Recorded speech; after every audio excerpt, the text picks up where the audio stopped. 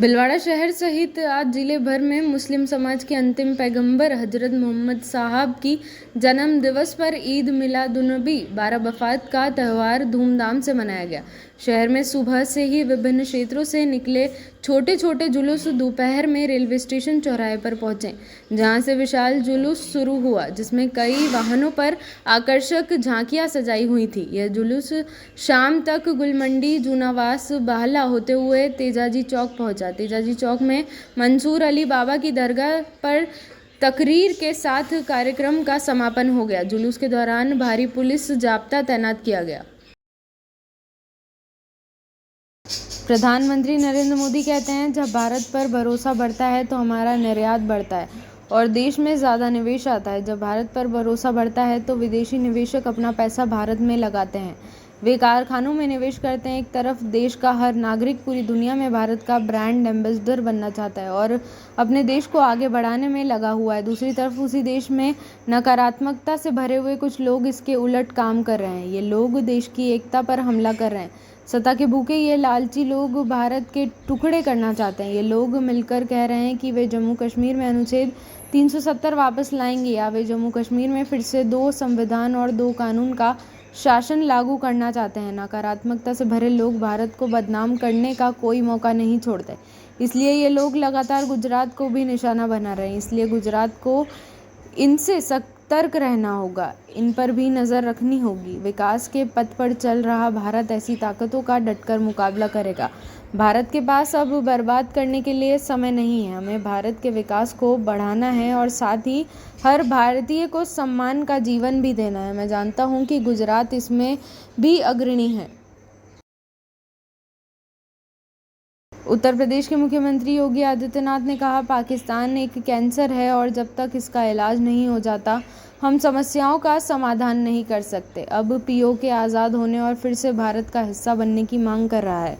पाकिस्तान मानवता का भी कैंसर है। समय रहता है इसका इलाज करने के लिए विश्व शक्तियों को एक साथ आना होगा। केंद्रीय गृह मंत्री अमित शाह ने कहा, वे अनुच्छेद 370 को फिर से लागू करके जम्मू कश्मीर को आतंकवाद की आग में झोंकना चाहते हैं। वे कहते हैं कि पाकिस्तान के साथ बातचीत करो। मैं यह स्पष्ट करना चाहता हूं कि जब तक आतंकवाद खत्म नहीं होगा तब तक पाकिस्तान के साथ कोई बातचीत नहीं होगी। वे एलओसी व्यापार के फिर से शुरू करना चाहते हैं। वहीं एलओसी व्यापार जिसने यहाँ आतंकवाद को पाला पोसा, जब तक आतंकवाद खत्म नहीं होगा तब तक वह व्यापार शुरू नहीं होगा। दिल्ली के मंत्री और आप नेता सौरभ भारद्वाज का कहना है, कल दिल्ली के सीएम अरविंद केजरीवाल ने घोषणा की कि वह मंगलवार को अपने पद से इस्तीफा दे देंगे। इस संबंध में आप के राष्ट्रीय संयोजक अरविंद केजरीवाल ने पीएसी की बैठक बुलाई, जिसमें दिल्ली के सभी वरिष्ठ नेताओं और कैबिनेट मंत्रियों को बुलाया गया।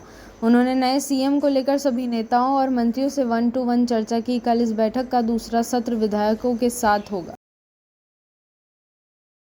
कांग्रेस नेता सचिन पायलट ने कहा, राहुल गांधी के बारे में जो बातें कही जा रही हैं उसके लिए भाजपा को माफ़ी मांगनी चाहिए। लगातार उन पर निशाना साधने की मकसद यही है कि आज भाजपा हर जगह पिछड़ी रही। चुनाव प्रचार में कांग्रेस बहुत आगे निकल गई है। भाजपा अपनी हताशा दिखा रही है।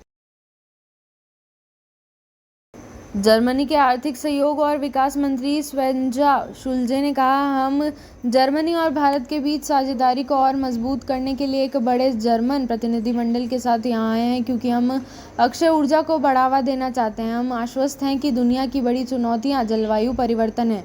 हम इन समस्याओं को हल नहीं कर सकते, लेकिन हमें भारत को ऐसा करने की ज़रूरत है। हमने भारत को अक्षय ऊर्जा में अपनी भागीदारी बढ़ाने की ज़रूरत है और यह कुछ ऐसा है जिसमें जर्मनी के पास बहुत क्षमता है। इसलिए साझेदारी होना ही और यही हम यहाँ स्थापित करते हैं। अक्षय ऊर्जा में भारत और जर्मनी के बीच साझेदारी यह एक कदम आगे है। हमें उम्मीद है कि इससे भारत में अक्षय ऊर्जा को बढ़ावा देने में मदद मिलेगी। आज हमने जो मंच स्थापित किया है वह एक बहुत ही महत्वपूर्ण मंच है, क्योंकि भारत और जर्मनी दोनों आश्वस्त हैं कि हमें अक्षय ऊर्जा को आगे लाना चाहिए। हम ऐसा करना चाहते हैं, कंपनी को लाना चाहते हैं ताकि वे ऐसा करें और भारत में निवेश करने वाले सभी लोगों को इस मंच पर एक साथ लाएं, क्योंकि कुछ चुनौतियां हैं छोटी और मध्यम अमर कंपनियों के लिए बाजार में प्रवेश करने की चुनौतियां, और इन चुनौतियों से निपटने का अवसरों को चुनौती बनाना है, यही हम करना चाहते हैं। Global renewable energy investors meet and expo के चौथे संस्करण में छत्तीसगढ़ के सीएम विष्णुदेव साय ने कहा, पीएम नरेंद्र मोदी के नेतृत्व में हमारे देश की ग्रीन एनर्जी के मामले में अच्छा प्रदर्शन किया है। हम इस दिशा में लगातार आगे बढ़ रहे हैं। छत्तीसगढ़ भी इस दिशा में प्रमुख भूमिका निभाएगा। हम इस क्षेत्र में निवेशकों को आमंत्रित करते हैं। हम अपनी ग्रीन एनर्जी को 45% से ऊपर बढ़ाने की कोशिश कर रहे हैं। भोपाल से इटारसी जा रही मालगाड़ी के 3 डिब्बे मिसरोद और मंडदीप रेलवे स्टेशन के बीच पटरी से उतर गए। मरम्मत का काम चल रहा था। टीम मौके पर है। 3 लाइन वाले सेक्शन होने के कारण ट्रेनों की आवाजाही प्रभावित नहीं हुई। मुंबई की अभिनेत्री कादम्बरी जेठावनी ने आरोप लगाया कि उन्हें और उनके परिवार के सदस्यों को आंध्र प्रदेश पुलिस के 3 अधिकारियों ने मुंबई के एक बड़े कॉरपोरेट अधिकारी को बचाने के लिए अवैध रूप से गिरफ्तार किया, जिसके खिलाफ उन्होंने यौन उत्पीड़न का मामला दर्ज कराया था। एनडीटीवी को दिए गए विशेष साक्षात्कार में उन्होंने कहा कि गिरफ्तारी और उनके सेल फोन और अन्य इलेक्ट्रॉनिक उपकरणों की जब्ती अवैध थी और यह लोकतांत्रिक और मानवाधिकारों का हनन है। उन्होंने कहा कि गिरफ्तारी का समय सावधानीपूर्वक तय किया गया था। यह उस समय हुआ जब उनके यौन उत्पीड़न के मामले की सुनवाई मुंबई में होनी थी और उनकी अनुपस्थिति के कारण मामला बंद कर दिया गया। उन्होंने कहा कि उन्हें 3 फरवरी को गिरफ्तार किया गया था। अदालती मामले की सुनवाई से कुछ दिन पहले, जिनके लिए 5 से 9 फरवरी की विंडो थी, तीनों अधिकारी पीएसआर अंजयुलू, कांति राणा टाटा और विशाल गुन्नी को अब निलंबित कर दिया गया। उनके खिलाफ जिस शिकायत पर उन्हें गिरफ्तार किया गया था वह वाईएसआर कांग्रेस के एक वरिष्ठ नेता की थी, जो उस समय राज्य में शासन कर रही थी। ऐसा कहा गया है कि उसने एक ज़मीन सौदे के सिलसिले में उसके साथ धोखाधड़ी की है। उन्होंने कहा कि पूरी शिकायत मनगढ़ंत है। उसने इस बात पर जोर दिया कि उसने या उसके परिवार ने कभी आंध्र प्रदेश में कदम नहीं रखा है। उसने कहा कि ज़मीन से जुड़ा कोई सौदा नहीं हुआ था। अभिनेता ने बताया, इसमें काफ़ी राजनीतिक जोड़ तोड़, पैसे की ताकत शामिल थी। इसके बिना इस स्तर की साजिश नहीं हो सकती थी। एमएनआरई और सीआईआई द्वारा आयोजित चौथे री इन्वेस्टमेंट समिट के उद्घाटन समारोह के प्रमुख अक्षय ऊर्जा परियोजना डेवलपर्स, निर्माण कंपनियों, बैंकों और वित्तीय संस्थानों ने 2030 तक अक्षय ऊर्जा परियोजनाओं के विकास में निवेश करने के लिए करीब $386 बिलियन या लगभग 32.45 ट्रिलियन रुपए की प्रतिबद्धता जताई। सार्वजनिक क्षेत्र और निजी परियोजना डेवलपर्स के करीब 570 गीगावाट अक्षय ऊर्जा क्षमता बनाने की प्रतिबद्धता जताई है। केंद्रीय मंत्री एमएनआरई प्रहलाद जोशी ने कहा, जबकि भारत का लक्ष्य 2030 तक 500 गीगावाट अक्षय ऊर्जा का निर्माण करना है। मंत्रालय को सौर ऊर्जा उद्योग से 570 गीगावाट की प्रतिबद्धता मिली है। रिलायंस इंडस्ट्रीज लिमिटेड ने 2030 तक 100 गीगावाट क्षमता जोड़ने की प्रतिबद्धता के साथ पैक का नेतृत्व किया। इसके अतिरिक्त रिन्यू 6 गीगावाट की इंगोट वेकर सौर सेल और मॉड्यूल विनिर्माण स्थापित किया। रिन्यू के अध्यक्ष और सीईओ सुमंत सिन्हा ने कहा, हमने अपनी स्थापित क्षमता को दोगुना करने के लिए प्रतिबद्धता जताई और हम अपने मॉड्यूल और सेल विनिर्माण को बढ़ाकर 6 गीगावाट करेंगे और हम हरित हाइड्रोजन बनाएंगे। यह प्रतिबद्धताएं केंद्र द्वारा शपथ पत्र नामक एक विशेष निवेश अभियान का हिस्सा है, जो हरित ऊर्जा के लिए भारत के निवेश आकर्षण को प्रकाशित करती है। गुजरात स्थित टोरेंट पावर ने 57,000 करोड़ रुपए के निवेश के साथ 2030 तक 10 गीगावाट स्थापित अक्षय ऊर्जा क्षमता हासिल करने के लिए एक शपथ पत्र प्रस्तुत किया।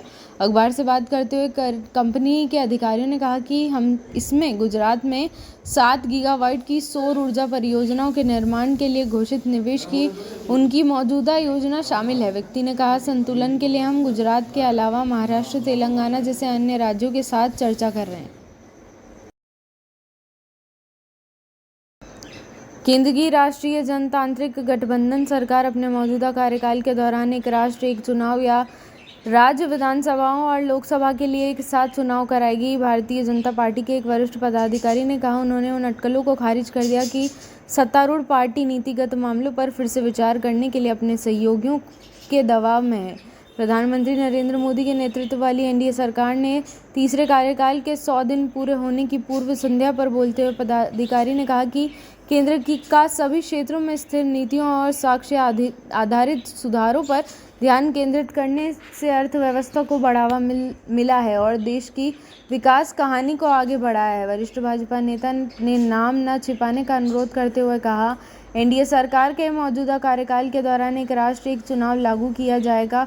पिछले महीने अपने स्वतंत्रता दिवस के भाषण में पीएम मोदी ने एक राष्ट्र एक चुनाव की जोरदार वकालत करते हुए कहा था कि बार-बार चुनाव देश की प्रगति में बाधा पैदा कर रहे हैं। भाजपा का कहना है कि एक साथ चुनाव कराने से खर्च में कमी आएगी और चुनाव से पहले लागू होने वाली आदर्श आचार संहिता के क्रियान्वयन की आवृत्ति में कमी आएगी, जो सरकारों को नीतिगत निर्णय लेने या नई परियोजना शुरू करने से रोकती है। सिवाय आपात स्थितियों, जनता दल जहां इस कदम का समर्थन करता है, वहीं एनडीए की एक अन्य प्रमुख सहयोगी तेलुगु देशम पार्टी ने देश में एक साथ चुनाव कराने की व्यवहार्यता का पता लगाने के लिए गठित उच्च स्तरीय समिति पर कोई प्रतिक्रिया नहीं दी है। वरिष्ठ पदाधिकारी की टिप्पणी का उद्देश्य उन अटकलों पर भी विराम लगाना था कि भाजपा अपने सहयोगियों से दबाव में है और लोकसभा में कम होती ताकत से सहयोगियों को नीतिगत मामले और निर्णय लेने में अधिक मुखर होने की गुंजाइश दी है। पूर्व अमेरिकी राष्ट्रपति डोनाल्ड ट्रंप और रिपब्लिकन उम्मीदवार रविवार को फ्लोरिडा में एक स्पष्ट हत्या के प्रयास में बच गए। 2 महीने पहले एक अभियान रैली के दौरान पेंसिल्वेनिया में गोलीबारी से बच गए थे। फ्लोरिडा में उनके गोल्फ कोर्स के बाहर गोलियां चलाई गई। 58 वर्षीय संदिग्ध कोर्स के बाहर रयान वेस्लिस राउत के ट्रंप के गोल्फ कोर्स की सीमा के पास सीक्रेट सर्विसेज एजेंटों द्वारा गोलीबारी करने के बाद गिरफ्तार किया गया था। राउत झाड़ियों में छिपा हुआ था और जब सीक्रेट सर्विसेज एजेंटों ने गोलियां चलाई तो वह कथित तौर पर झाड़ियों से बाहर निकल आया और एक काली कार में भागे। अधिकारियों ने गवाहों की मदद से कार का पता लगाया। घटनास्थल पर एक उच्च क्षमता वाली AK-47 शैली की राइफल, जिसमें एक स्कोप और गोप्रो कैमरा था, बरामद की गई। समाचार एजेंसी AFP ने पास बीच काउंटी शेरिफ रिक ब्रैडशॉ के हवाले से कहा, हमारे पास अभी एक व्यक्ति हिरासत में है जो संभावित संदिग्ध है। न्यूयॉर्क पोस्ट के अनुसार राउत के पिकअप ट्रक पर बिडेन हैरिस बम्पर स्टिकर पाया गया था। न्यूयॉर्क टाइम्स की एक रिपोर्ट के अनुसार राउत उत्तरी कैरोलिना ग्रीन्सबोरो का एक पूर्व निर्माण श्रमिक है। उसके पास कोई औपचारिक सैन्य पृष्ठभूमि नहीं थी, लेकिन उन्होंने अतीत में सशस्त्र संघर्ष में भाग लेने की इच्छा व्यक्त की, विशेष रूप से रूस के 2022 के आक्रमण के बाद यूक्रेन में। एक ट्विटर पोस्ट में राउत ने यूक्रेन में लड़ने और मरने की अपनी इच्छा व्यक्त की। उन्होंने लिखा, मैं कॉर्को के लिए उड़ान भरने और यूक्रेन की सीमा पर स्वयंसेवक बनने और लड़ने और मरने के लिए तैयार हूँ। न्यूज़वीक रोमानिया के साथ एक पिछले साक्षात्कार में राउत ने कहा कि वह शुरू से यूक्रेनियों का समर्थन करने के लिए लड़े, लेकिन यूक्रेन गए थे। कीव पहुंचने के बाद उन्होंने युद्ध में शामिल होने के लिए लोगों की भर्ती में मदद की। हमें यहाँ लड़ने वाले हर व्यक्ति की ज़रूरत है। यही कारण है कि मैं कीव में हूँ, इसलिए मैं जिस भी परियोजना को बढ़ावा देता हूँ उसका उद्देश्य लोगों को यूक्रेनियों का समर्थन करने के लिए यहाँ लाना है, उन्होंने कहा था।